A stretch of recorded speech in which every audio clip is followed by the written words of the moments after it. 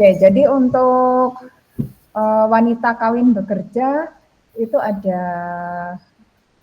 apa ya istilahnya ya, ada aturan yang spesifik ya yang terkait dengan bagaimana perhitungan pajak penghasilannya. Jadi untuk suami istri karena dianggap sebagai satu entitas, jadi apabila suami istri ini memiliki NPWP sendiri-sendiri atau NPWP terpisah, dalam arti suami memiliki nomor NPWP yang berbeda dengan istri, maka konsekuensinya adalah karena dua-duanya karena memiliki NPWP, maka harus melakukan pelaporan SPT tahunan PPh.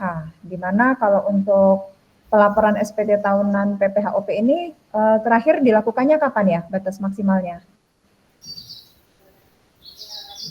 31 Maret, Bu. Ya, 31 Maret. Oke, jadi suami istri masing-masing karena memiliki nomor NPWP yang berbeda, maka dua-duanya wajib untuk melaporkan SPT tahunan PPh-OP maksimal 31 Maret tahun pajak berikutnya. Nah,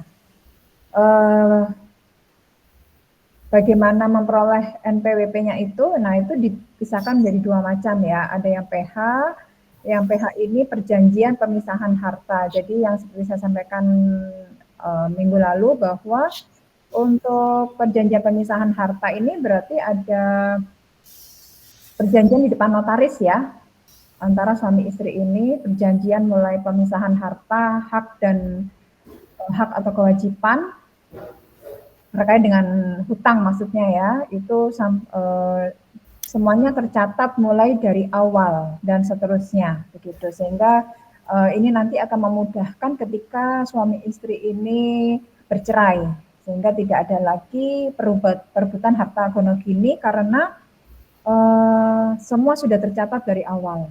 Ya, jadi penghasilan suaminya berapa selama menjadi suami, bawaan mulai dari ketika sebelum menikah, kemudian selama menikah seperti apa. Kemudian kalau yang MP, nah MP ini berbeda dengan yang PH. Kalau yang MP ini tidak ada perjanjian di depan notaris, jadi ini biasanya terjadi untuk wanita, misalnya suami istri yang di lalu si suaminya ini masih kuliah atau ya misalnya sedang lembur seperti itu sehingga belum bekerja, kemudian si istri yang lulusan S1 dia memilih untuk ya sudah saya kerja duluan, sehingga mau tidak mau si istri ini harus memiliki NPWP. Kemudian ketika si suami ini kemudian bekerja, kemudian dia langsung mengurus NPWP sendiri, sehingga masing-masing memiliki NPWP dengan status MP.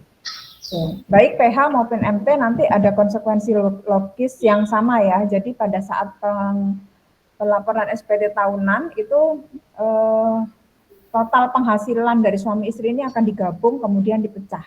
Cara perhitungannya sama, tidak ada yang berbeda antara PH dengan yang MT. Oke. Saya lanjutkan, mana ya, ada contoh di sini. Nah, ini ya.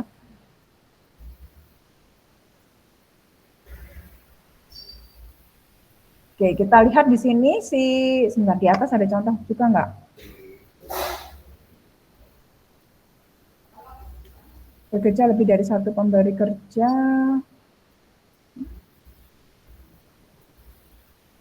Oke, kita masuk contoh yang ini dulu aja.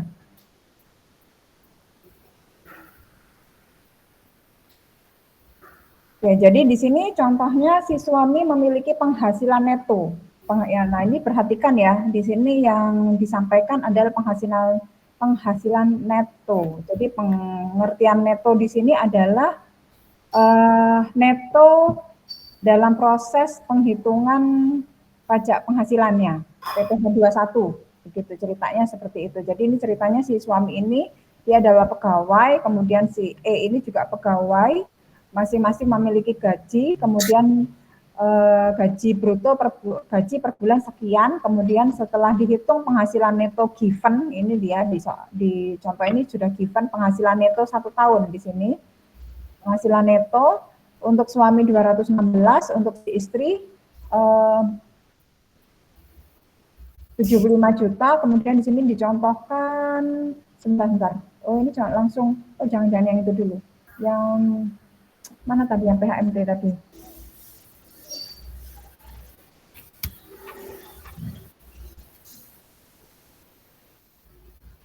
Yang ini.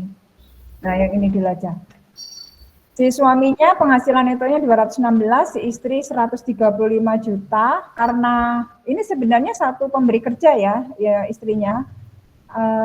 Seandainya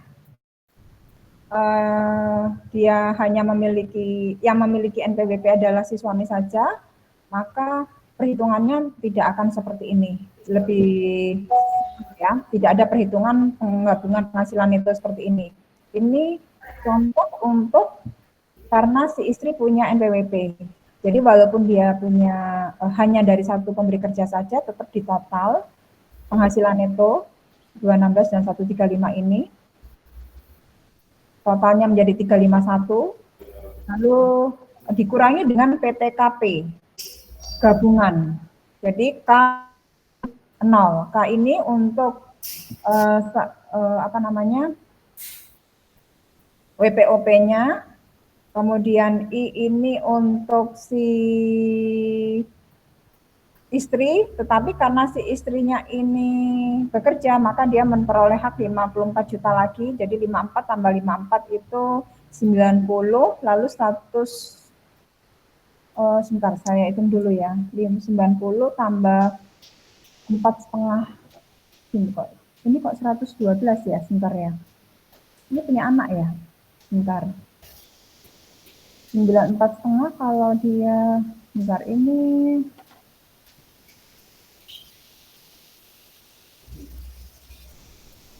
kondisi awal menunjukkan pasangan tersebut belum dikaruniai keturunan dan tidak memiliki tanggungan. 54 tambah 54, 54 kali 2 itu berapa? 108 ditambah 4,5, betul. 8, 10, 12 ya. Oke, jadi 112 ini dapat dari mana? 112 ini diperoleh dari untuk WPOP-nya sendiri 54, kemudian untuk I-nya wanita kawin bekerja 54, jadi 54 kali 2 itu 108, lalu ditambah dengan status pernikahannya 4,5 juta, sehingga totalnya menjadi 112,5. Sehingga 351 ini dikurangi dengan PTKP, maka diperolehlah PKP-nya sebesar 238.500.000. Jadi yang menjadi dasar pengenaan pajaknya adalah 238.500. Begitu. Nah, ini ceritanya dia lagi ngitung ini ya, lagi proses pelaporan SPT tahunan ya. Ini bukan sedang menghitung PPh 21 ya. Nah, kemudian dihitung berapa PPh terhutang. PPh terhutangnya menggunakan tarif umum pasal 17 Undang-Undang PPh ayat 17(1)A yang 5, 15, 25, 30, 35%. Nah, karena dia total PKP-nya 238 sehingga dia masuk di lapisan kedua ya. Jadi lapisan pertama maksimalnya 60 juta kalikan 5%, kemudian sisanya ini karena masih sampai dengan 190 juta ya, dia masuk dalam area itu sehingga 178 ini semuanya dikalikan dengan 15%, sehingga total PPh terhutang adalah 29.775. Jadi sebenarnya di sini dia dihitung seolah-olah seperti belum dikenakan pajak, seolah-olah, tapi aslinya sudah. Aslinya di mana yang ini? Jadi untuk si Tuan G ini dia sudah dikenakan PPh 21, sudah dipotong PPh 21 oleh pemberi kerjanya sebesar 17.600.000 sekian. Sementara Nyonya H ini sebenarnya sudah dipotong sebesar 6.150.000.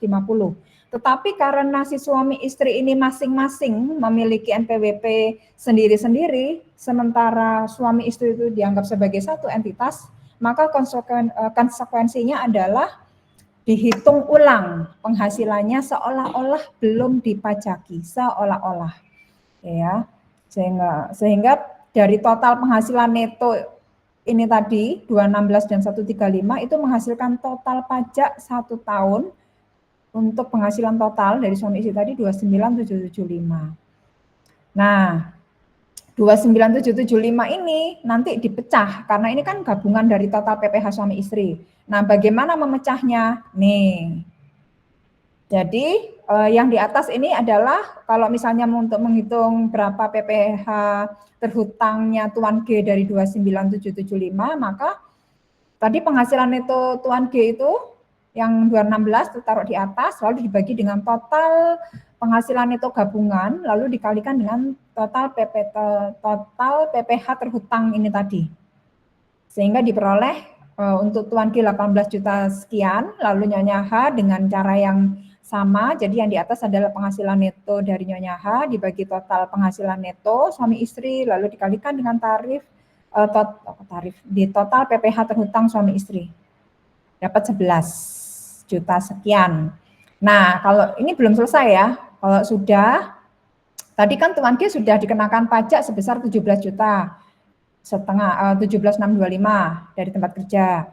Sementara setelah dihitung ulang, ternyata dia setahun itu terhutangnya bukan 17.600.000 tapi 18 juta. Sementara si istri terhutangnya sebesar 11 juta 451 bukan 6150. Kok bisa? Ya karena konsekuensi dari suami istri ini memiliki NPWP gitu. Sehingga Tuan G tadi setelah karena dia kecampuran penghasilan neto dari si istri ke PPh-nya naik menjadi 18 juta sekian, lalu sudah dipotong 17 juta, maka dikurangi ya ini tadi ya sama yang sudah dipotong tadi, sehingga dia kurangnya 698. Sementara si istri itu total penghasilan total PPh terhutangnya 11 juta. Lalu yang sudah dipotong dari pemberi kerjanya 6 juta, sehingga dia masih harus setor hampir 6 juta nih ya, 5 juta sekian. Ya ini lumayan banyak untuk yang Nyonya H. Ya kalau kita lihat di sini ya karena memang untuk si Nyonya H memang penghasilannya di separuh ya di bawahnya si suami, sehingga akibatnya ketika digabung dia kecampuran yang 2016, yang kecampuran yang 216, sehingga pajaknya menjadi naik dari 6.150 menjadi 11.451 begitu. Padahal satu pemberi kerja. Nah, kemarin kan kamu sudah belajar ya, ada cara supaya si suami istri ini, si Nyonya H ini tidak mengalami kenaikan PPh, lonjakan PPh seperti ini. Masih ingat caranya gimana?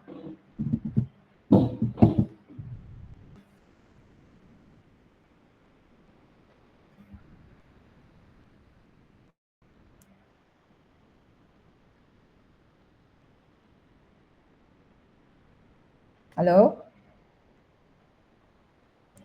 Masih ingat nggak kemarin? Caranya bagaimana?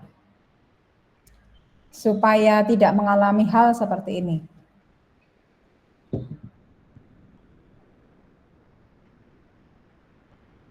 Caranya sederhana. Jangan punya NPWP sendiri. Jadi harus dilepas ya NPWP si istri. Di sini ada contohnya nggak ya? Yang dia satu NPWP dengan suami. Sebentar, saya lihat dulu.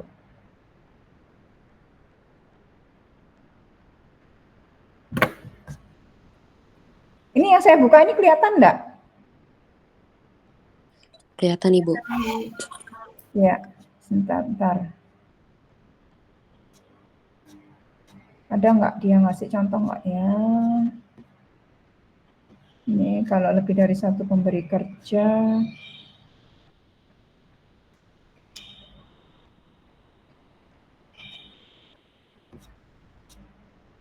Oke. Ada contohnya ya di sini ya. Habis. Oke, saya jelaskan saja. Kalau sebenarnya ada cara supaya, tapi sebenarnya teorinya udah saya kasih ya di minggu yang lalu. Jadi kalau mau aman, tidak mengalami lonjakan PPh seperti ini, tapi syaratnya istrinya satu pemberi kerja aja ya, jangan lebih dari satu penghasilan. Selama si istri ini satu pemberi kerja, maka cara aman adalah NPWP-nya menggunakan NPWP suami, sehingga saya ingat betul ya, kalau yang ini sudah saya sampaikan kemarin karena saya langsung masuk ke 17 contoh dari SPT tahunan orang pribadi. Yang 1770 kemana saya masuk 1770 S mungkin ya, atau yang 1770 saja. Oke, jadi artinya di dalam SPT 1770 maupun 1770 S itu dia mewadahi untuk istri yang memperoleh penghasilan dari satu sumber penghasilan saja dan dia menggunakan NPWP suami, maka suami cukup melaporkan saja penghasilan bruto dari si istri dan PPh yang sudah dipotong oleh si pemberi kerja. Oke, jadi nanti Pak G ini tinggal melaporkan saja, melaporkan. Jadi tidak ada perhitungan sama sekali di sini sehingga tidak ada kasus kurang bayar dari Nyonya H maupun Tuan G. Jadi kemarin itu sebentar saya bukakan.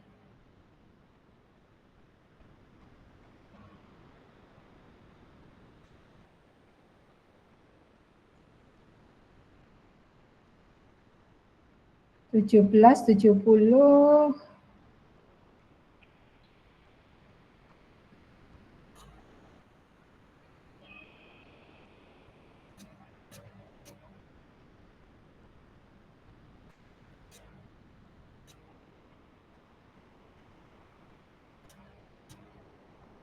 Nah, ini ya. Dia di bagian lampiran 3, 1770, ini adalah SPT tahunan PPHOP di nomor 13, nomor 15. Penghasilan istri dari satu pemberi kerja. Nah, nanti pelaporannya yang dilaporkan hanya penghasilan bruto dan PPh terhutangnya saja. Nih, jadi pengenaan pajaknya bersifat final. Jadi kalau final itu ya cuma dilaporkan saja. Tapi kalau yang ini tadi, ini penghasilan Nyonya H ini walaupun dari satu pemberi kerja, tetapi penghasilannya pengenaan PPh-nya berubah sifat ya, karena dia memiliki NPWP sendiri. Jadi yang tadinya final umpama dia satu NPWP dengan suami, tapi karena dia kreatif ini ya memiliki NPWP sendiri, sehingga penghasilannya berubah sifat menjadi yang berubah sifat adalah PPh 21-nya yang tadinya final berubah menjadi tidak final. Tidak finalnya tuh di sini loh. Nah, yang mainnya nanti di sini. Ini loh yang dimaksud dengan tidak final. Tadi kan dia kena sudah dipotong 6.150 kan. Kemudian ternyata dia setelah dihitung total pajaknya kan 11 juta. Nah, 11 juta ini karena sudah dipotong 6.150, maka 6.150 ini bisa menjadi pengurang dari 11.451. Itu yang dimaksud dengan PPh tidak final, begitu. Oke, jadi kalau misalnya hanya dilaporkan kalau penghasilan kalau si Nyonya G ini nggak punya NPWP, jadi ya enak ya. Jadi dia menggunakan NPWP suami.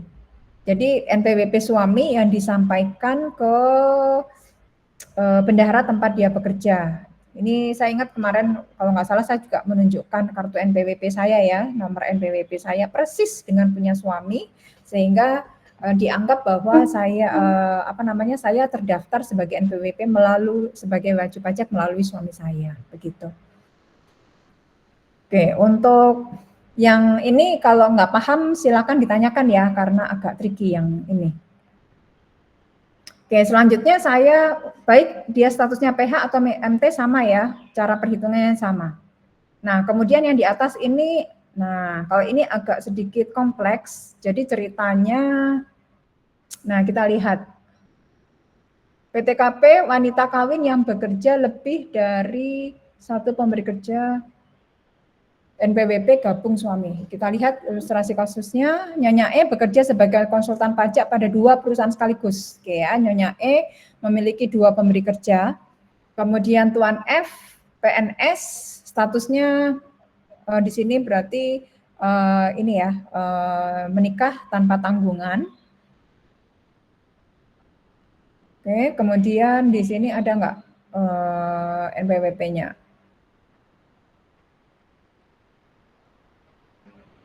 Duanya 900 perhitungkan.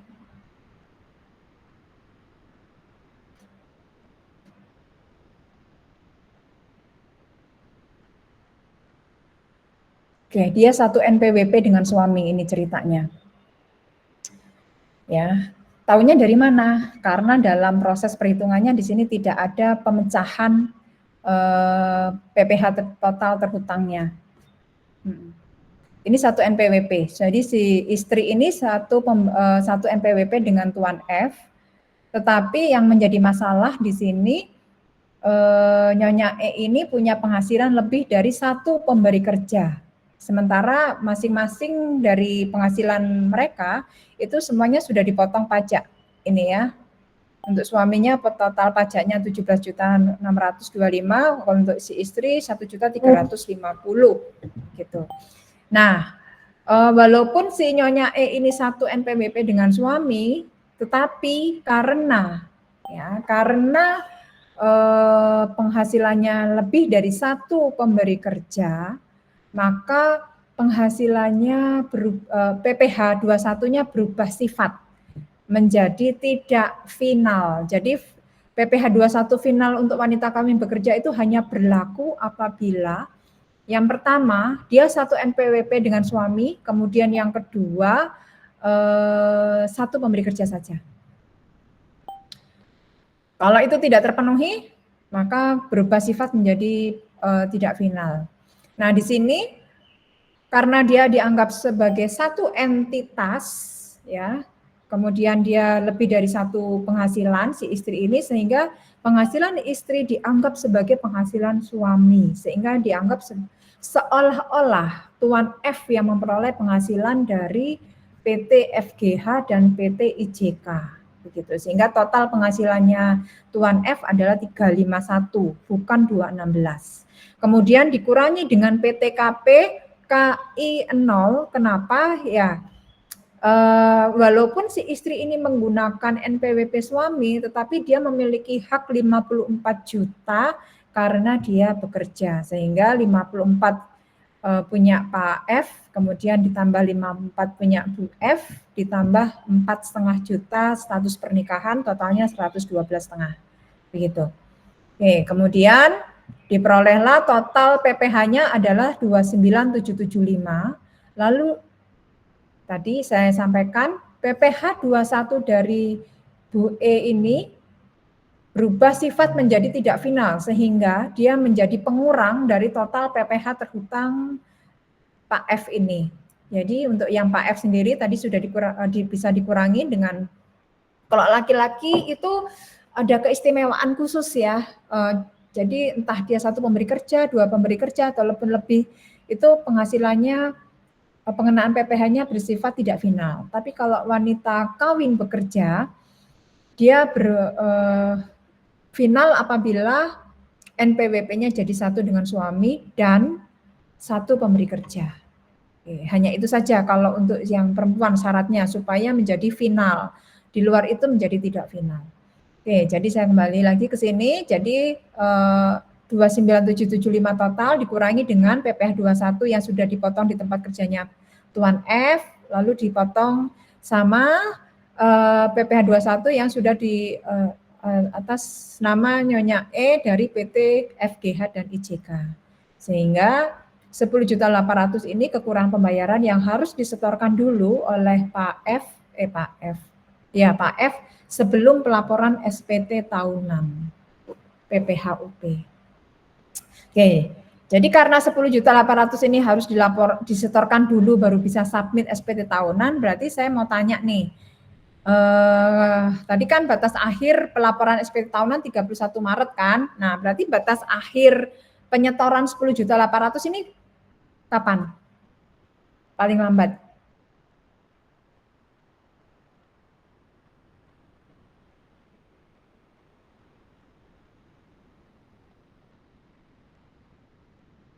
Halo, ini masih di kelas apa enggak ya? Oh masih. Gimana? Nggak enaknya kalau kelas online ini saya nggak bisa langsung lihat kamu nih.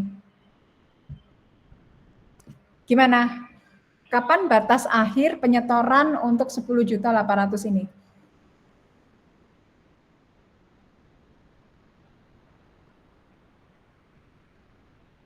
April, Bu. Kapan? 11 April. Apa? Enggak, suaramu kurang jelas, Mbak. Bulan apa? Bulan apa? April, Bu. Tanggal? 11. Tanggal 11? Enggak. Kalau ini sebenarnya yang saya tanyakan ini ada kaitannya sama KUP ya. Jadi ini materi KUP. Di KUP itu diatur bahwa batas akhir penyetoran PPh kurang bayar terkait dengan pelaporan SPT tahunan adalah sebelum dilakukan pelaporan SPT tahunan. Nah, kalau batas akhir pelaporan SPT tahunannya tadi 31 Maret, berarti tanggal berapa? Kalau tanggal 11 tidak tepat. 30 Maret, Bu. Kurang tepat. Sekarang saya tanya, kamu kalau setor pajak caranya bagaimana? Apakah harus datang ke bank? Harus selalu datang ke bank? Tidak, Ibu, bisa virtual account gitu. Iya. Nah, berarti kalau bisa secara online begitu gimana? Apakah Tanggal berapa? Tanggal? Tanggal 31. 31, yes. Iya. Tanggal 31 itu masih bisa ya.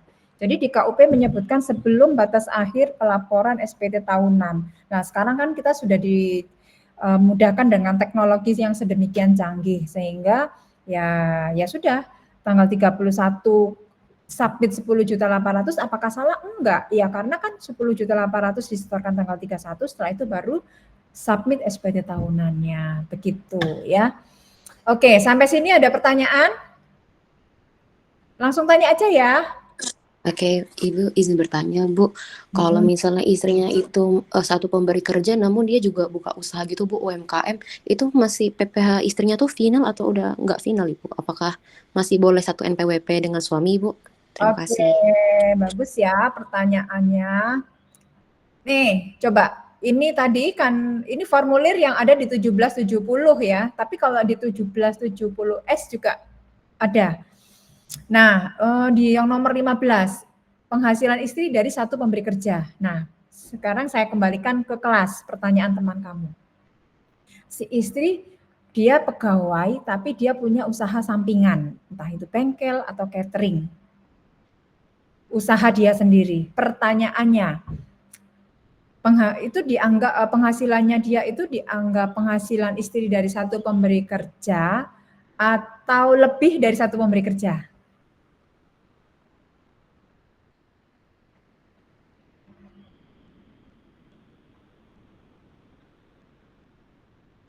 Satu pemberi kerja, Bu.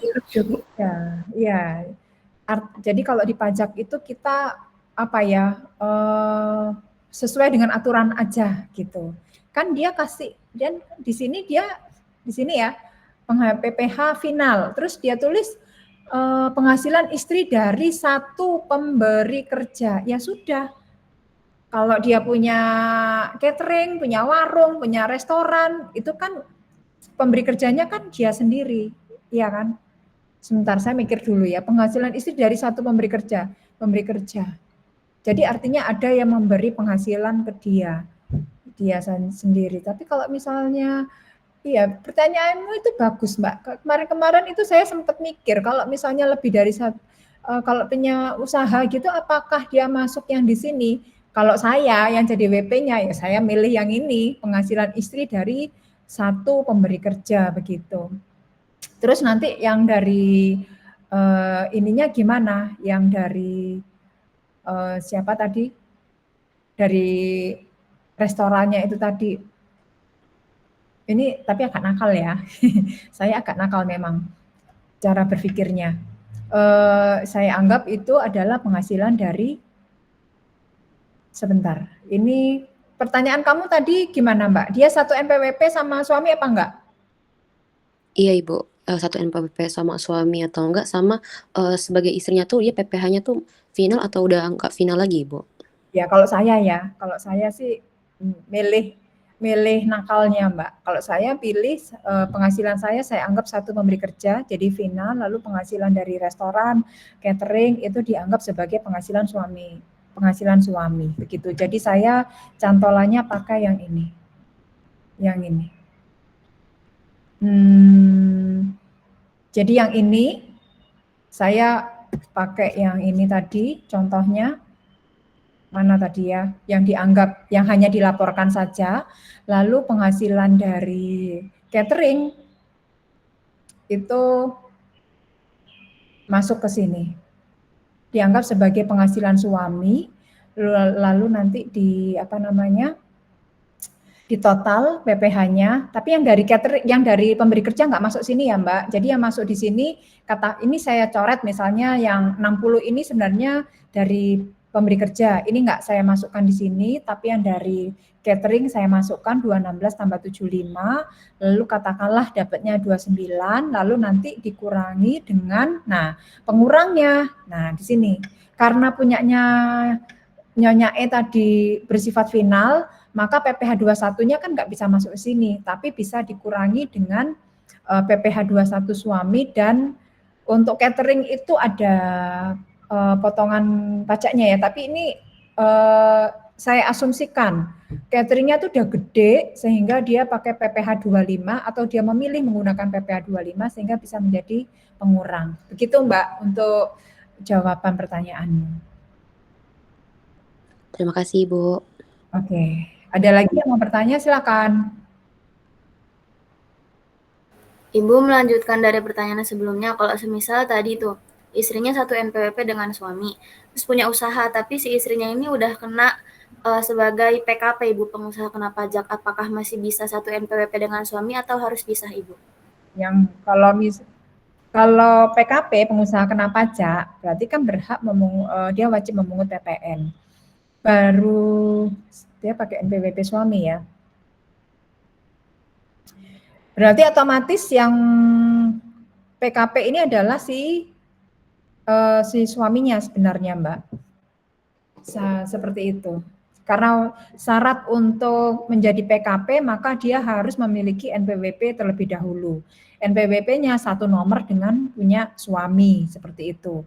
Sehingga ya sudah, berarti dengan apa namanya si suami yang punya apa namanya yang statusnya naik menjadi PKP juga. Gitu, Mbak. Oke, Jadi Ibu, bukan terima kasih. ya, jadi bukan si istri yang PKP enggak. Jadi karena atas namanya kan si suami, jadi otomatis si suami yang akan menjadi PKP. Begitu. Oke, ada lagi yang mau ditanyakan? Oke, kalau tidak ada lanjut. Tadi sudah ya untuk satu penghasilan. Ini sudah. Oh ya, ini di sini kalau kamu lihat di sini ada istilah NIK keduanya diaktifasi sebagai NPWP, ya karena memang sekarang kan sudah berlaku apa namanya waktu itu sih ya.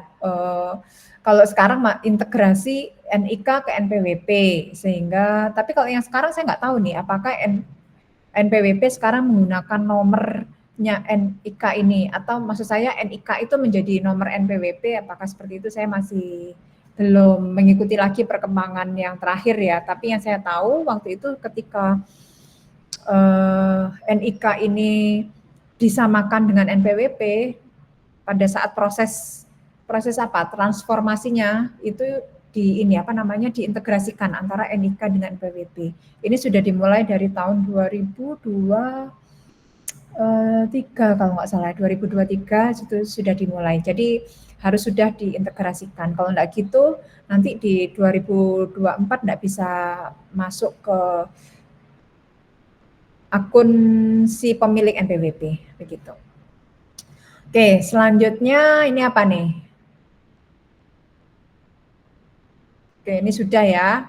Oke, ada pertanyaan terkait PTKP wanita kawin bekerja? Oke, saya lanjutkan. Sekarang kita masuk ke pemotongan. Nah, ini. Oke, terkait dengan pegawai tetap, kalau di pajak, kamu harus membaca, harus tahu yang dimaksud dengan pegawai tetap itu seperti apa, karena dia punya aturan sendiri ya. Jadi kalau kita lihat di sini pegawai tetap adalah pegawai yang menerima atau memperoleh penghasilan secara teratur, termasuk anggota Dewan Komisaris, anggota Dewan Pengawas, pegawai yang bekerja berdasarkan kontrak untuk suatu jangka waktu tertentu sepanjang pegawai yang bersangkutan bekerja penuh dalam pekerjaan tersebut. Oke, ini definisi dari pegawai tetap. Nah, di sini dia menegaskan bahwa definisi dari pegawai tetap itu ada perbedaan dengan di Undang-Undang Ketenagakerjaan. Nah, ini dia menjelaskan bedanya apa. Kalau di Ketenagakerjaan ada pekerja perjanjian kerja waktu tidak tertentu, kemudian perjanjian kerja waktu tertentu. Sementara kalau di sini tadi bekerja penuh dalam pekerjaan tersebut. Ini penting ya, karena sampai sekarang ini banyak, terutama di PTNBH ini menjadi masalah yang berkepanjangan. Kita lihat di sini ya. Namun dalam Undang-Undang Perpajakan, kategori pegawai tetap dilihat dari karakteristik. Yang pertama, apakah pegawai tersebut memperoleh penghasilan secara tetap, tidak dipengaruhi oleh jumlah hari bekerja atau penyelesaian pekerjaan. Ya, jadi kalau saya kan tidak dipengaruhi sama jumlah hari bekerja. Apakah pegawai tersebut memperoleh penghasilan secara tetap, tidak dipengaruhi jumlah hari bekerja atau penyelesaian pekerjaan? Apakah yang bersangkutan bekerja penuh? Kemudian yang ketiga, apakah yang bersangkutan bekerja berdasarkan kontrak, kesepakatan, perjanjian tertulis, tidak tertulis, menduduki jabatan tertentu. Sehingga pegawai outsourcing dapat dikategorikan sebagai pegawai tetap jika memenuhi ketentuan di atas. A, B, C. Ini dia pakai dan ya, berarti tiga syarat ini terpenuhi. Memperoleh penghasilan secara tetap. Cuman saya tuh agak-agak mikir ya, karena saya bekerja di PTNBH. Secara tetap itu artinya yang tetapnya itu apa? Apakah rutinnya setiap bulan dapat gaji, kemudian apakah juga dalam hal nominalnya, begitu. Cuman saya cari-cari itu, nanti kita lihat bersama-sama ya, untuk menjawab pertanyaan saya, apakah itu juga disampaikan di dalam aturan ini. Jadi di sini memperoleh penghasilan secara tetap. Bekerja penuh, apakah ada kontrak, kesepakatan, perjanjian tertulis atau tidak tertulis menduduki jabatan tertentu untuk menduduki jabatan tertentu. Berarti ya untuk pegawai itu berarti dalam tanda kutip ya, berarti ada jabatan tertentu yang melekat ke si pegawai tadi. Ya, misalnya kalau kamu admin ya berarti kan kamu memang untuk perjanjiannya untuk menjadi di bagian admin begitu. Atau misalnya kamu menjadi manajer keuangan ya berarti maksudnya untuk di jabatan manajer keuangan. Atau misalnya untuk staf untuk jabatan sebagai staf akuntansi. Aduh ini kemarin saya sempat debat agak panjang ini kemarin direktorat ini. Harusnya ini saya keluarkan ini. Kalau saya keluarkan bisa menang nih waktu itu saya. Oke, terus nah, ini yang penting juga ya, komponen penambah atau pengurang penghasilan bruto itu cara bacanya begitu ya. Komponen penambah atau pengurang penghasilan bruto. Tahapan utama adalah menghitung seluruh penghasilan bruto yang diterima atau diperoleh dalam 1 bulan. Penghasilan tersebut meliputi seluruh gaji, termasuk segala jenis tunjangan dan penghasilan teratur lainnya, termasuk uang lembur atau overtime dan penghasilan sejenisnya.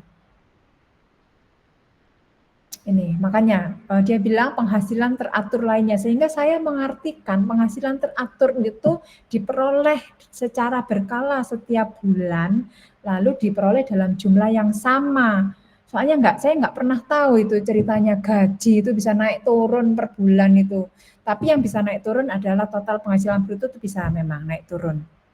Tapi kalau gaji itu flat, sehingga ya itulah ya begitu. Oke, terus komponen penambah, penunjang atau yang menambah penghasilan bruto itu ada bonus, tunjangan hari raya, jasa produksi, lalu imbalan sehubungan dengan kegiatan yang diselenggarakan oleh pemberi kerja. Nah ini yang kemarin saya minta kamu untuk menghafalkan pembayaran iuran jaminan kecelakaan kerja dan iuran jaminan kematian kepada badan penyelenggara BPJS Ketenagakerjaan yang dibayarkan. Ini loh. Kata kuncinya yang ditanggung oleh pemberi kerja. Jadi artinya besaran iuran jaminan itu, preminya itu tidak diambilkan dari uangnya si pegawai.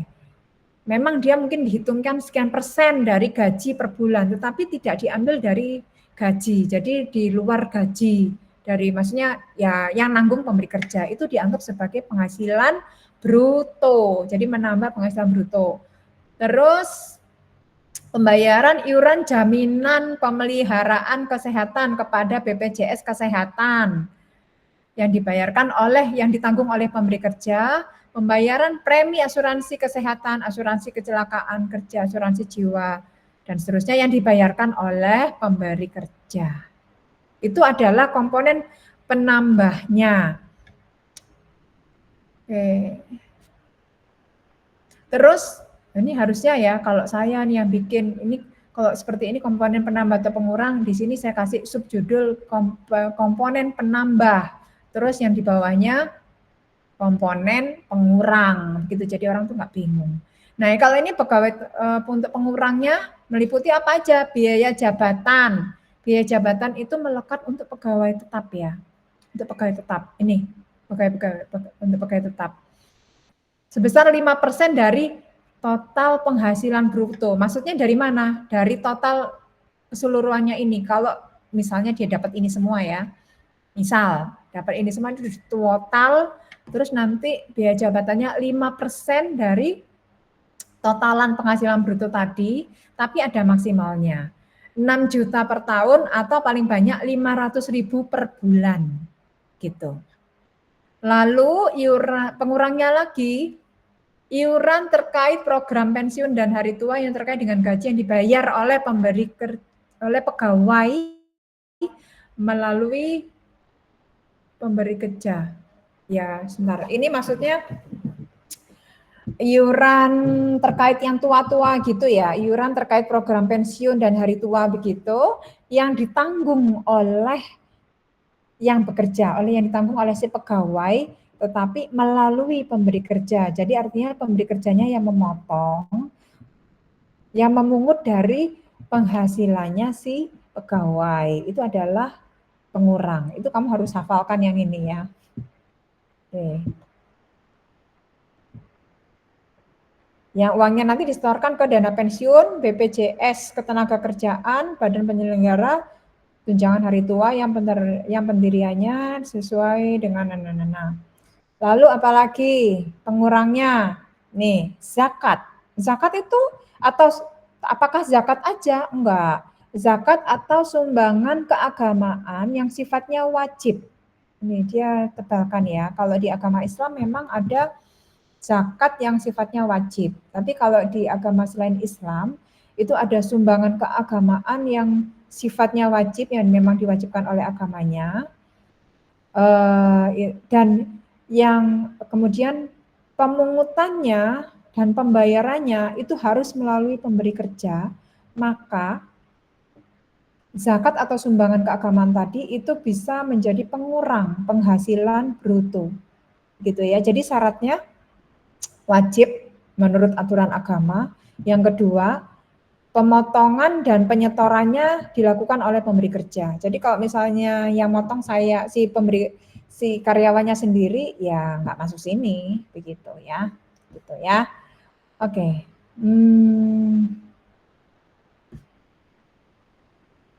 Oke, sampai sini ada pertanyaan? Oke, Ibu silakan. Ya. izin bertanya Ibu, kalau imbalannya bersifat pribadi yang bukan dari pekerjaan atau usaha, itu masih bisa masuk nggak ya Ibu ke bagian itu Ibu tadi yang atas? Oh, kalau yang ini tadi, ini kan dalam rangka, intinya dia itu ngomongin selama penghasilannya itu dari si pemberi kerja, dari pemberi kerja. Jadi salah satunya adalah pembayaran premi asuransi kecelakaan kerja yang ditanggung oleh pemberi kerja ya untuk yang bersangkutan untuk si pegawai, maka itu dianggap sebagai penambah penghasilan bruto.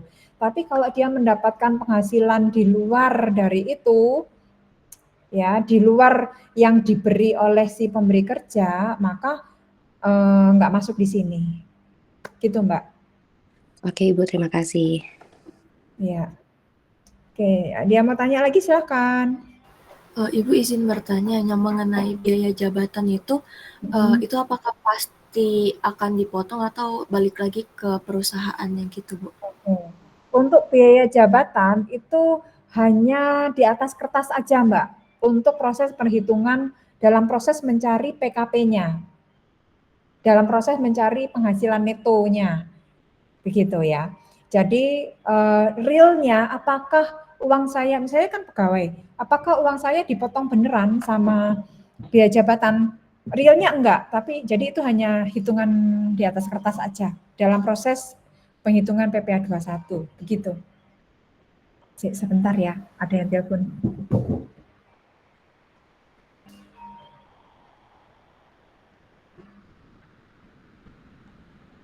Aku sih Nasir. Iya, assalamualaikum.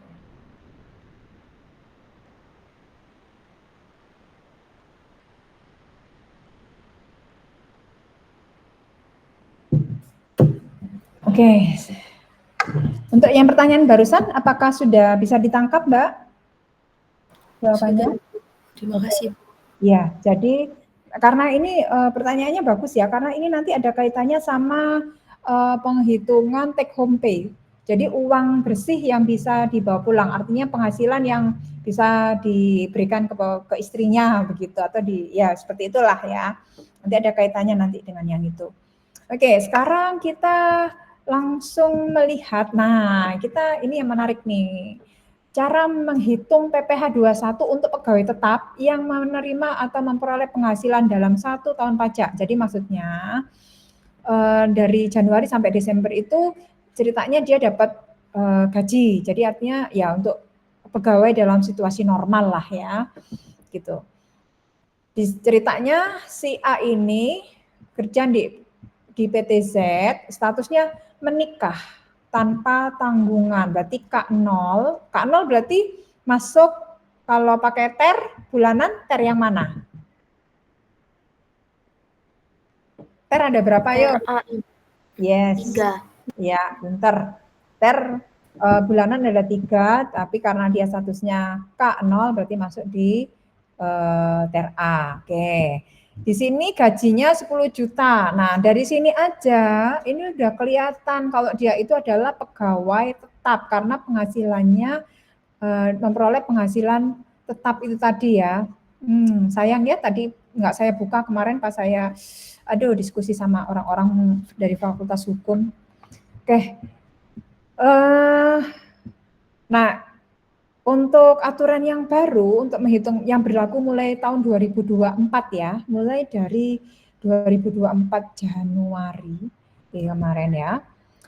Jadi untuk pegawai tetap itu sekarang untuk menghitung PPh 21-nya kan pakai TER ya, TER bulanan itu tadi. Nah, sehingga harus dihitung berapa sih penghasilan bruto per bulannya karena memang kan kemarin kamu udah belajar ya, jadi tarif dikalikan dengan penghasilan bruto per bulan.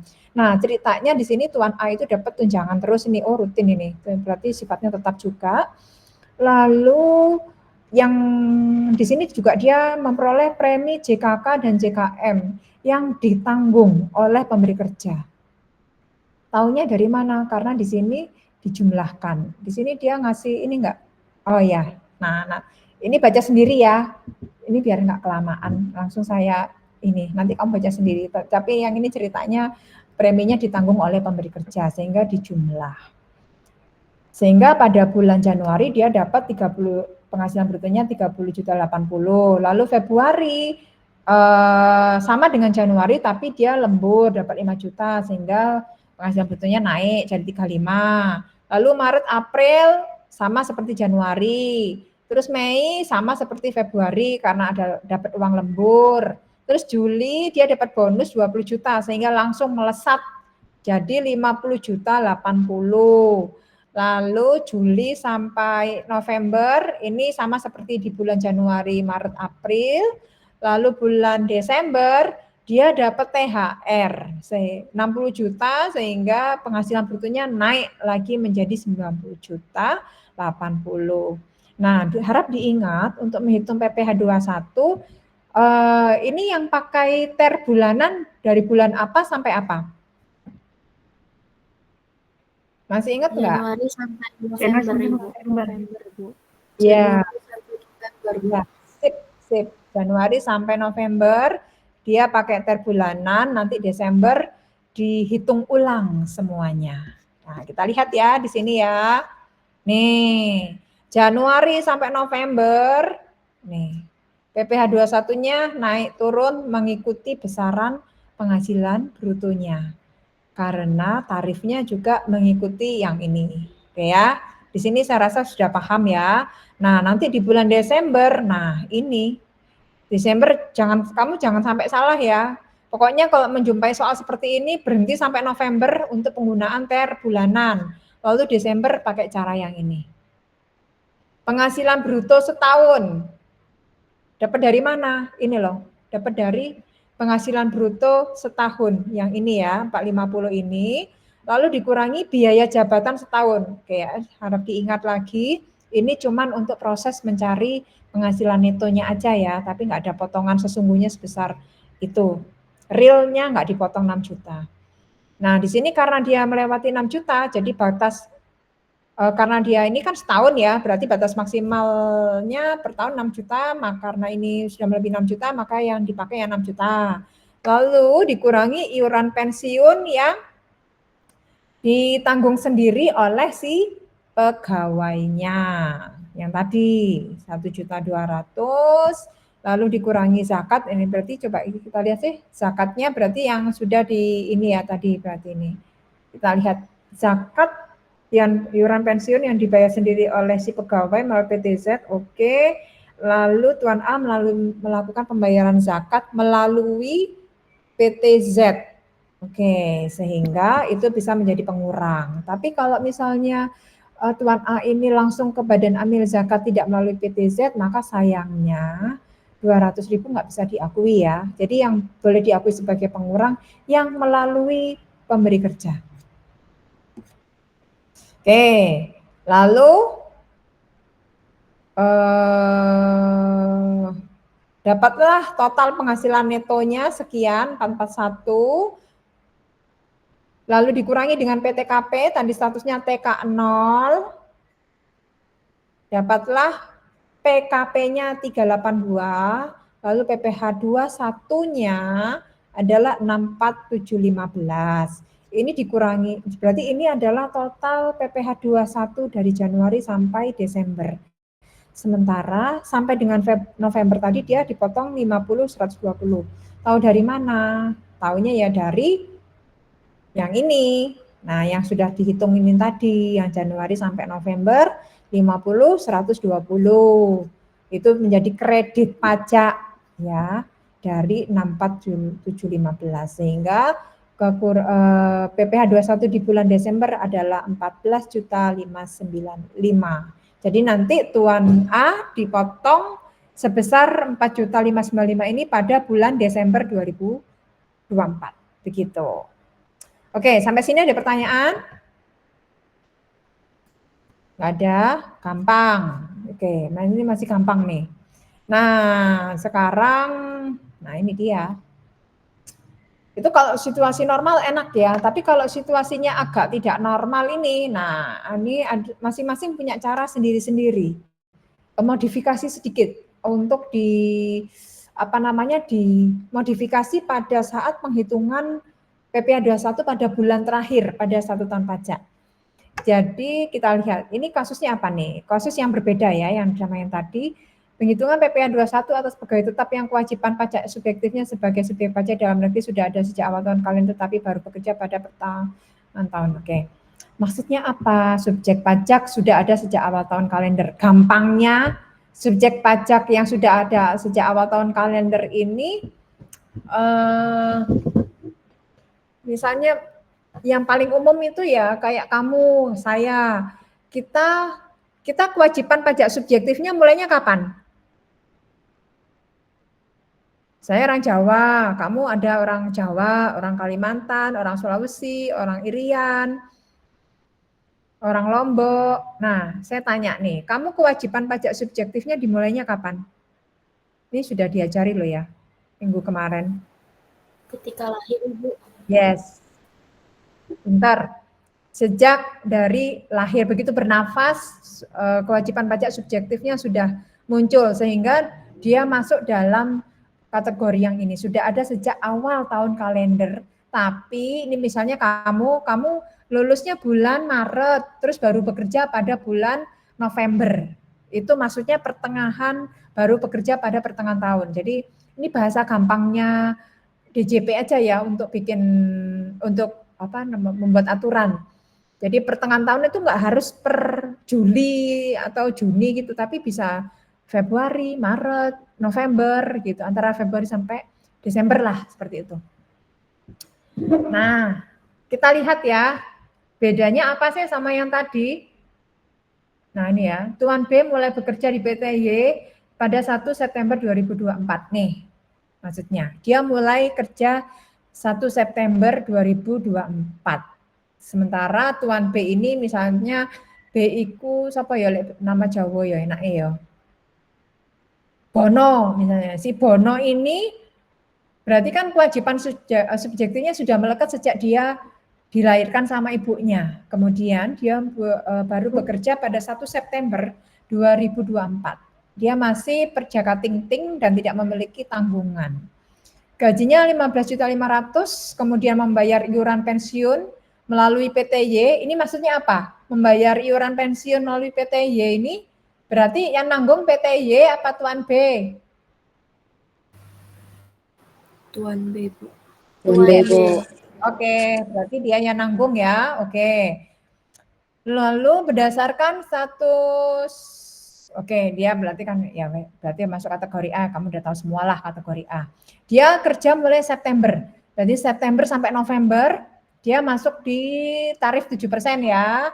Nah, di Desembernya ini cara menghitungnya kita lihat. Mirip seperti yang tadi tapi ada sedikit perbedaan. Penghasilan bruto setahun 62. 62 dapat dari mana? Ya dia kan kerjanya 3 bulan, 4 bulan ya, dapat 62 lalu dikurangi dengan biaya jabatan setahun ya 5% dari 62 juta ini. Nah, di sini hati-hati ya. Maksimalnya karena dia kerjanya 4 bulan, maka maksimalnya 4 bulan kali 500.000. Jadi kalau hitungannya ini misalnya dapatnya 3 juta misal ya, atau 4 juta, maka yang dipakai adalah yang 2 juta. 2 juta dapat dari mana? 2 juta diperoleh dari 4 bulan kali 500.000. 500.000 dapat dari mana? Ayo. Maksimalnya tadi Bu, 500.000 per bulan. Maksimal dari jabatan dalam Yes, bulan. Yes, ya maksimal per bulannya kali 500, berarti yang dipakai 4 bulan. Dia kan kerjanya 4 bulan, berarti 2 juta maksimal. Walaupun sebenarnya ini kan masih di bawah 6 juta, tapi dia kan kerjanya 4 bulan. Jadi yang dipakai 4 bulan. Lalu dikurangi dengan iuran pensiun. Ini kenapa kok jadi pengurang ini iuran pensiunnya? Kok enggak? Kenapa? Alasannya? Karena dibayarkan oleh wajib pajak. Karena dia sendiri. iya. Ya, jadi istilahnya ditanggung sendiri oleh si pegawainya ya, sehingga menjadi pengurang. Nih, 4 bulan loh ya, di sini ceritanya, sama loh ya, 4 sama 4. Ini juga penghasilan 4 bulan. Lalu penghasilan bruto setahun, lalu dapatlah total di sini dianggaplah penghasilan 4 bulan itu setara dengan penghasilan bruto setahun. Jadi 4 bulan dianggap setahun. Bentar, ambil tisu.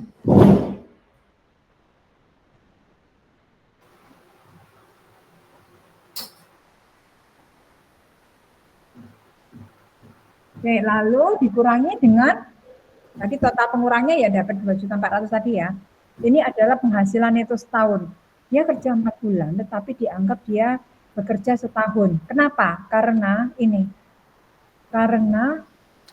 dia memiliki kewajiban pajak subjektif sejak awal tahun kalender, tapi baru bekerja pada pertengahan tahun. Sehingga keistimewaan buat kita yang numpang lahir di Indonesia, itu kalau kerja mulai bekerjanya pada periode berjalan, walaupun kamu bekerja 1 bulan dalam 1 tahun, itu dianggap sudah kerja setahun. Nih, terus nanti PTKP-nya pakai PTKP setahun, bukan PTKP 4 bulan. Ya, jadi kan dia TK 0, jadi 54 juta. Ini loh. Nah, sehingga PKP setahunnya 5.600.000, lalu dikalikan dengan 5%, 280, padahal ya, berarti maksudnya apa? Sebenarnya dari total penghasilan bruto sebesar 62 juta, itu pajaknya itu bukan 3.225, tapi mestinya cuma 280.000. Nah, ini adalah keistimewaan yang diberikan oleh pemerintah untuk kita yang lahir di Indonesia. Jadi untuk total penghasilan bruto 62 juta tadi dia kena pajaknya 280.000. Tapi tadi karena menggunakan TER, apakah perusahaan salah menghitungnya dari ketika bulan September tadi? Enggak, sudah sesuai aturan. Kalau nggak ngitung sebesar total 3.255 malah salah nanti. Cuman akhirnya dia kelebihan pemotongan sebesar 2.975. Jadi harus dikembalikan ke siapa? Dikembalikan ke Tuan B. Yang mengembalikan siapa? Ya perusahaannya itu sendiri yang mengembalikan. Begitu. Ya. Nih, nanti baca sendiri ya. Ini catatannya ya. Oke, sampai sini ada pertanyaan? Oke. Ibu, saya masih belum ngerti kenapa perusahaan yang ngebalikin ya, Ibu. Saya pikir kayak DJP yang bakal ngebalikin. Karena yang yang melakukan pemotongan di sini kan si PTY-nya. Jadi kewajibannya melekat ke si PTY, dia yang mengembalikan. Coba kita lihat ya di sini ya.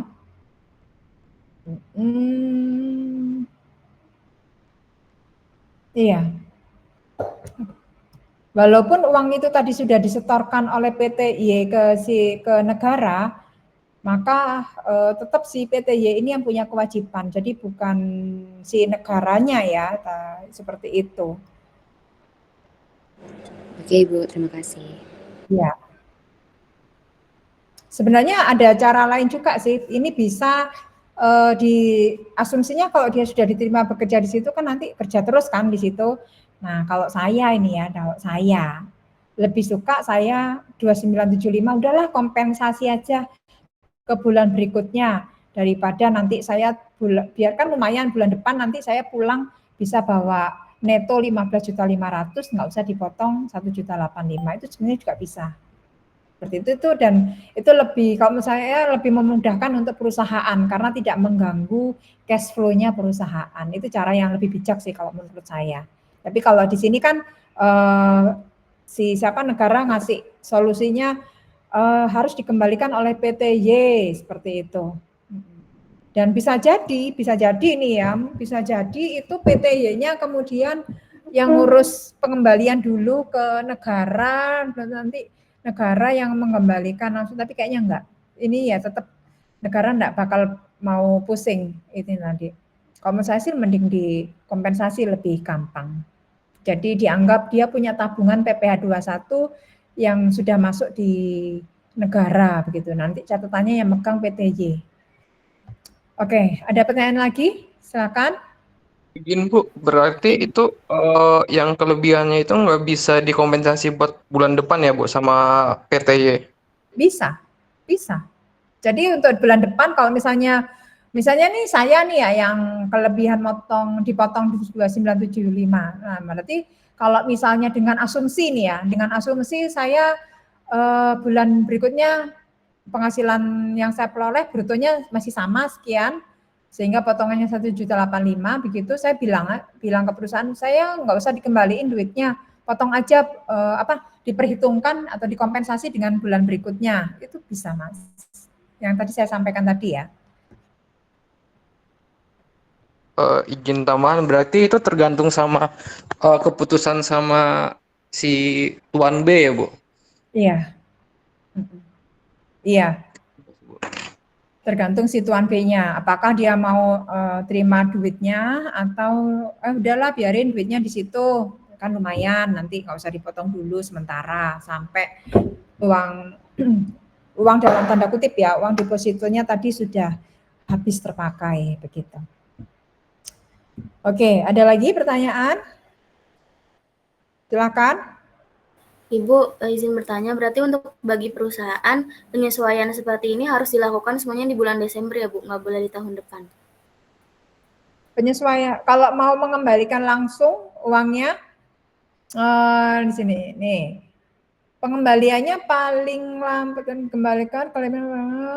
paling lambat pada bulan berikutnya. Pengembaliannya paling lambat pada bulan Januari 2025. Itu kalau mau dikembalikan dalam bentuk uang. Tapi kalau mau dilakukan kompensasi, ya berarti kan menunggu dulu bulan Januari dia dapat penghasilan brutonya berapa. Bisa jadi mungkin bulan Januari nanti dia dipotongnya 2 juta karena ada tambahan lain. Ya berarti nanti di bulan Januari baru dilakukan kompensasinya. Begitu Mbak. Baik Ibu, terima kasih. Oke, ada lagi yang mau bertanya? Oke, saya lanjut ya. Nah, kalau yang ini kelompoknya masih sama ya. Untuk yang kewajiban pajak subjektifnya itu dimulai tapi yang ini kalau yang tadi kan kewajiban pajak subjektifnya sudah ada sejak awal tahun pajak, tapi yang ini dimulai setelah awal tahun pajak dan mulai bekerja pada tahun berjalan. Jadi ini kelompok mulai bekerja pada tahun berjalan, dipecah lagi menjadi dua. Yang satu kewajiban pajak subjektif ada sejak awal tahun pajak, kemudian kelompok dua dimulai setelah awal tahun pajak. Nah ini untuk yang lahirnya nggak di Indonesia ini. Nah, ini kasih contoh, ada contoh. Tuan C merupakan warga negara Australia yang menetap di Indonesia dan bekerja di PT X pada tanggal 1 September 2024. Bagus nih contoh soalnya. Dia sama-sama 1 September. Supaya nanti bisa kita bandingkan ya besaran PPh 21-nya. Kenapa kok PPh 21 nggak masuk PPh 26? Ada yang bisa membantu menjawab? Padahal dia karena dia udah ada kontrak 3 tahun itu. Ya, karena ada tanda tangan kontrak ya selama 3 tahun sehingga di tahun 2024 walaupun time limitnya itu sampai akhir 2024 itu masih sekitar 92 hari lah ya, belum mencapai time limit 183 hari, tetapi dianggap bahwa dia karena sudah diikat dengan kontrak 3 tahun, maka dia dianggap memiliki niat untuk tinggal di Indonesia sehingga dikenakan PPh 21 bukan PPh 26. Ya, statusnya TK0 sama seperti yang tadi. Bagus ini contohnya gajinya 15.500.000 tapi ada sumbangan keagamaan. Wah, kenapa harus beda? Ya, bagusnya sih nggak usah pakai sumbangan keagamaan biar sama seperti yang di atas tadi ininya, biar kelihatan bedanya ada di mana. Tapi kita ikuti saja, ada sumbangan keagamaan yang bersifat wajib, syarat pertama. Syarat kedua, melalui PTC penyetorannya ya. Oke, berarti ini bisa menjadi pengurang. nanti pada saat di bulan Desember dalam proses mencari penghasilan neto. Oke, nah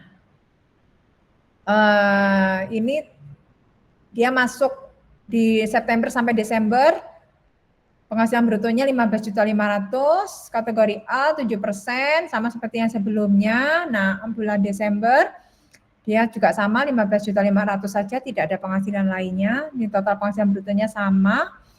Nah, sekarang penghitungan di bulan Desember yang berbeda itu di mana? Nah, di sini perhatikan. Ini masih sama, penghasilan bruto setahun. Lalu dikurangi biaya jabatan sama, dia punya hak yang sama, 5% dari 60 dikalikan 62 juta, lalu dia bekerja maksimal 4 bulan, jadi 4 kali 500, sama kan sama yang tadi 2 juta. Cuman di sini ada pengurang, mestinya nggak usah pakai pengurang yang ini nih, maksud saya nggak usah ngasih contoh ada sumbangan keagamaan. Mending kalau mau ngasih yang sumbangan keagamaan mending dalam situasi normal aja. Itu kalau menurut saya sih. Oke, tapi nggak apa-apa. 4 kali 775 ini jadi pengurang. Lalu total pengurangnya 5.100.000. Maka penghasilan neto setahun 56.900 untuk 4 bulan. Ini di sini letak bedanya. Penghasilan 4 bulan tadi disetahunkan 12/4 kali 56.900 sehingga menjadi 170.700.000. Di sini bedanya, disetahunkan. Kenapa dikalikan 12/4 ya? Karena tadi kan ini 4 bulan ya, 12/4 kali 4 kan 12. Jadi ini penghasilan disetahunkan.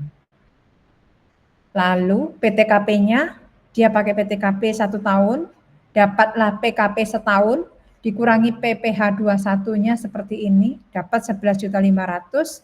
Nah, kemudian dari ini kan PPh 21 setahun ya, 12 bulan, lalu dikembalikan ke 4 bulan.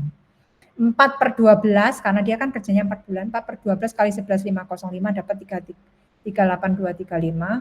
Lalu tadi dari September sampai November sudah dipotong 3225 sehingga dia terjadi kekurangan penyetoran pajak sebesar 580. Maka 580 adalah PPh 21 di bulan Desember.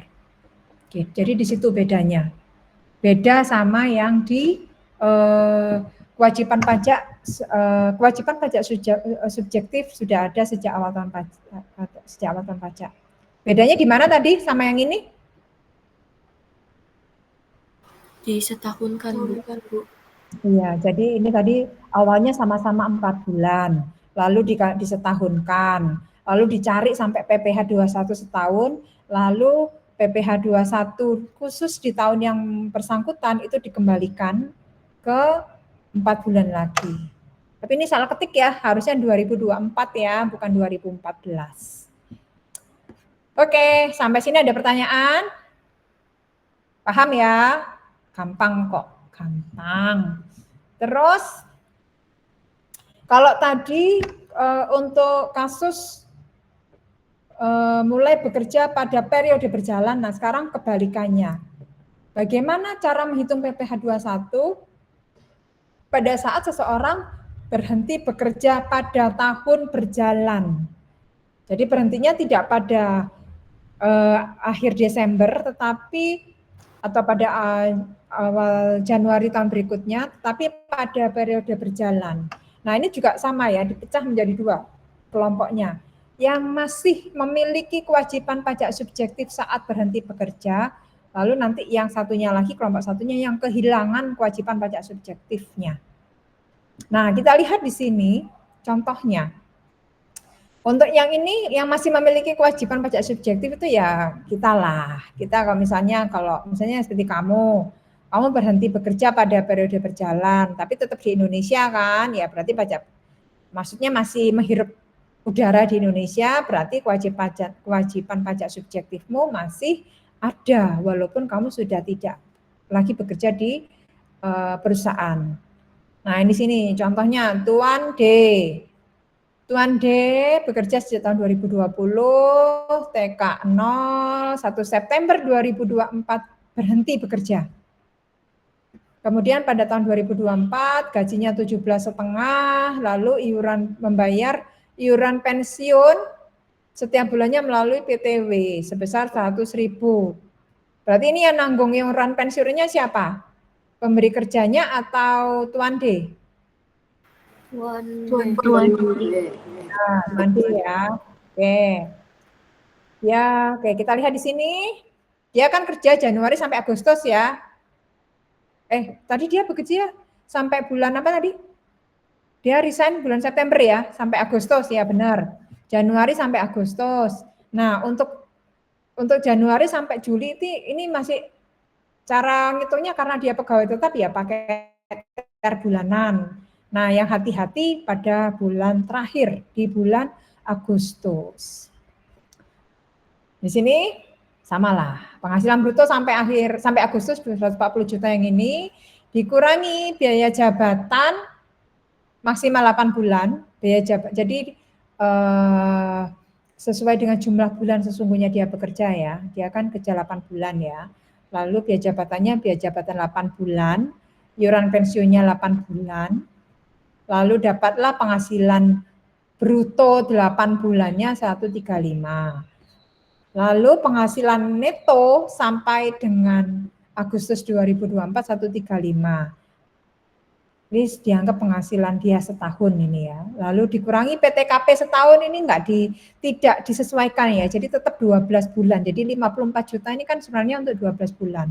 Sementara atasnya 8 bulan. Tapi ini keistimewaan buat yang kewajiban pajak subjektif masih ada. Lalu dapatlah PKP, kemudian dapatlah PPh 21, kemudian dikurangi dengan PPh 21 yang sudah dipotong sampai tadi bulan Juli 9,8 ini tadi. Oke, sehingga ternyata ada kelebihan pemotongan pajak sebesar 3620. Nah, karena dia sudah enggak bekerja di situ lagi, ya berarti harus tidak bisa dikompensasi ya, tapi harus diberikan dalam bentuk uang ya. Paling lambat akhir bulan berikutnya. Yaitu pada akhir bulan September, Tuan D harus sudah menerima pengembalian itu tadi. Begitu. Oke, jadi di sini yang kalau kamu perhatikan, dia dihitung dengan jumlah bulan sesungguhnya bekerja dari awal. PTKP-nya PTKP setahun, lalu PPh 21-nya ya PPh 21 yang sesungguhnya ya. Nah, nanti ini beda cerita sama yang kehilangan kewajiban pajak subjektif saat berhenti bekerja.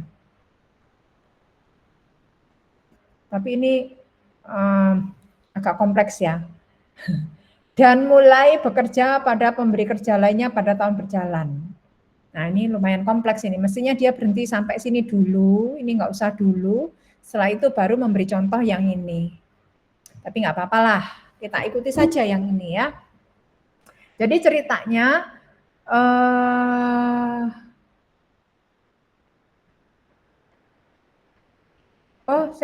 yang masih memiliki kewajiban pajak saat maaf saya salah baca.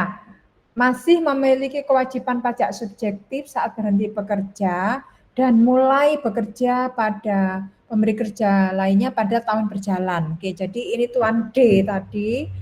Kalau yang atas tadi itu contoh untuk dia berhenti bekerja terus enggak lanjut kerja. Kalau yang berikutnya ini adalah contoh penghitungan PPh 21 pada saat dia berhenti bekerja lalu sambung dia kerja di pemberi kerja yang lain begitu. Nah, kita lihat di sini setelah berhenti bekerja pada bulan September Tuan D bekerja pada PT AB, jadi pada perusahaan yang berbeda ya dengan yang sebelumnya dan memperoleh gaji 22.500.000 per bulan, lalu Tuan D menanggung iuran pensiun 100.000, status TK0. Oke, jadi di tempat yang baru, dia mulai bekerja di sini ceritanya nyambung, di bulan September dia langsung kerja. September, Oktober, November, Desember, dia bekerja di mana tadi di PT AB. September sampai November pakai tarif bulanan, tapi di bulan Desember ini ada yang berbeda cara perhitungannya.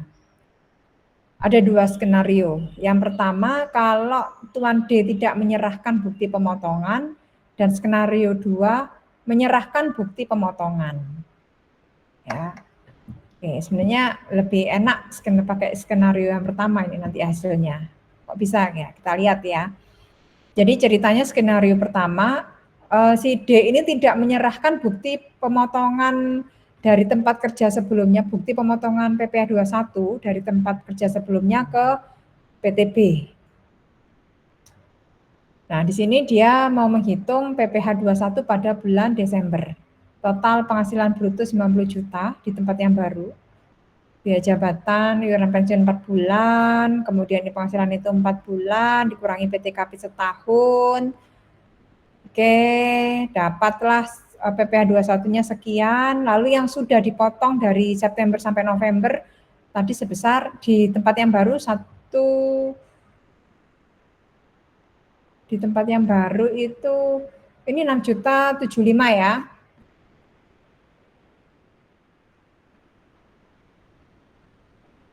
Ini kok 1680. Harusnya 6 juta. Ini salah ketik nih dia ya, tapi ini benar enggak hitungannya? Kayaknya benar nih. 3 juta dikurangi dengan 6 juta 75. Salah hitungannya ini. Oke, yang jelas ini potongan dari September sampai November. Ini harusnya pakai yang tadi. Oke, jadi lebih potong, kalau lebih potong maka seperti apa? Nah ini ya. Kelebihan pemotongan maka paling lambat pada akhir bulan berikutnya harus dikembalikan ke Tuan D. Oke, lalu untuk PPh 21 yang sudah dipotong di tempat kerja sebelumnya itu bisa diperlakukan sebagai kredit pajak.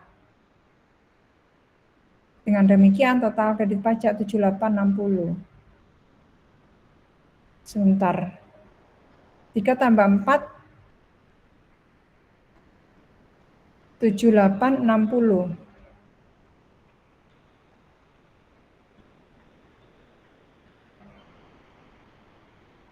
Oke, yang itu nanti dulu deh ya. Pokoknya yang jelas cara perhitungannya seperti ini ya. Ini ada yang enggak pas ini angkanya ini. Oke, kita abaikan dulu, tapi untuk tahap cara perhitungnya ini sudah betul. Nah, sekarang skenario 2, Tuan D menyerahkan bukti potong dari PTW ke tempat kerja sebelumnya ke PTAB. Ini nanti menyebabkan dia tidak mengalami lebih bayar tapi kurang bayar. Kita lihat penghasilan bruto setahun 90 juta. Setahun di sini dapat dari mana? Dapat yang ini ya. Nih. September sampai Desember. Lalu ini dikurangi dengan penghasilan selama biaya jabatan selama 4 bulan, lalu iuran pensiun 4 bulan. Dapatlah kemudian total penghasilan netonya di tempat yang baru selama 4 bulan adalah 87.600. Lalu ditambah dengan penghasilan neto Januari sampai Agustus dari PTW. Ini diperoleh dari bukti potong yang sebelumnya.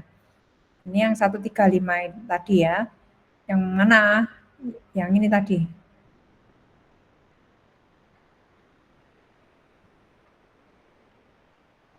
Nah, ini ya.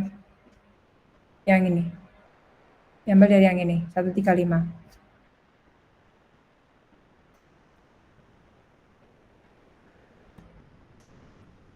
Oke, jadi ini adalah total penghasilan neto 1 tahun, 4 bulan di PTAB, 8 bulan di PTW. Kemudian dikurangi PTKP setahun, dapatlah penghasilan neto real setahun, dikurangi dapatlah PPh 21-nya total 9320 dari total penghasilan neto setahun, 12 bulan, lalu dikurangi dengan total PPh 21 yang sudah dipotong di PT yang baru, perusahaan yang baru, lalu dikurangi lagi dengan total PPh 21 3 bulan ya, yang September sampai November, Lalu ini yang dari Januari sampai Agustus. Oke. Sehingga dia mengalami kekurangan pembayaran pajak sebesar 7.065.000. Sehingga 7.065.000 ini akan dipotong dari PPh 21 dari penghasilan bulan Desember, begitu. Oke, sampai sini ada pertanyaan? Sudah mulai pusing? Semoga tidak ya.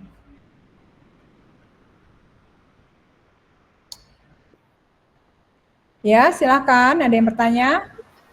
Ibu izin bertanya, kalau misalkan ada orang yang bekerja tapi mulainya itu di tengah bulan gitu, Bu, itu tetap hitung 1 bulan gitu ya, Bu, pemotongan pajaknya?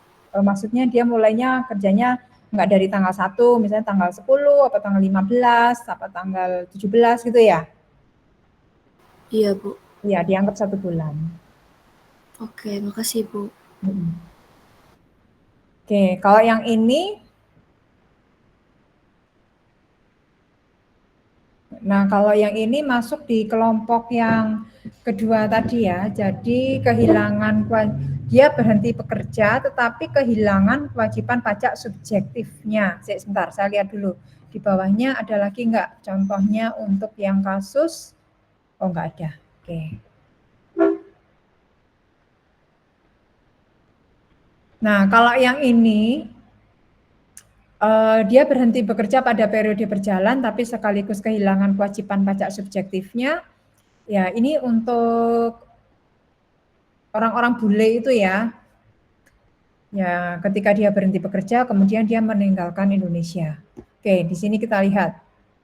Tuan E bekerja di PT V sejak tahun 2020. Statusnya TK0, 1 September 2024 berhenti bekerja dan meninggalkan Indonesia kembali ke negara asalnya. Selama di tahun 2024 dia digaji 17.500.000. Kemudian oke, jadi seperti ini kita langsung ya, Januari sampai tadi dia berhenti bekerja bulan apa? September. Berarti dia terakhir kerja sampai bulan Agustus, sehingga penggunaan TER sampai bulan Juli, lalu untuk Agustus ini dia cara perhitungannya. Total penghasilan bruto 140 juta dari mana? Dari yang ini ya. Total 8 bulan dia bekerja, dikurangi biaya jabatan 8 bulan, lalu seperti biasa, ini disetahunkan nanti penghasilan itunya.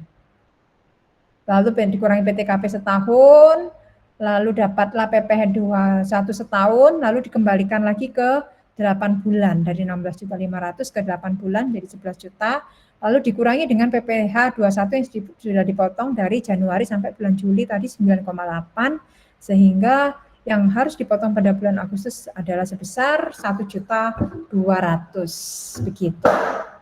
Oke, sampai sini ada pertanyaan? Silakan.